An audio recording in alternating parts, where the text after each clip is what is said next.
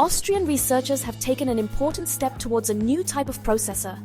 With the help of AI, designs for so-called magnonic processors have been created. These were then realized experimentally. The new processors do not use electrons to transmit information but so-called magnons. But what are magnons? Magnons are not real particles like electrons or protons. Physicists assign magnons to the many-particle system, in which the magnons are only so-called quasi-particles. Magnons are based on a magnetic phenomenon caused by the spin of electrons. For example, the spin axes are aligned in parallel in most magnetic materials. If one of these spin axes is shifted, this influences the spins of its neighbors. This spin spreading is then used in the same way as the passing of electrons in a circuit.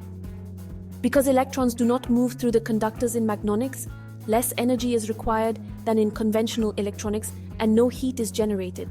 In addition, fewer semiconductors aka switches are required for computing operations.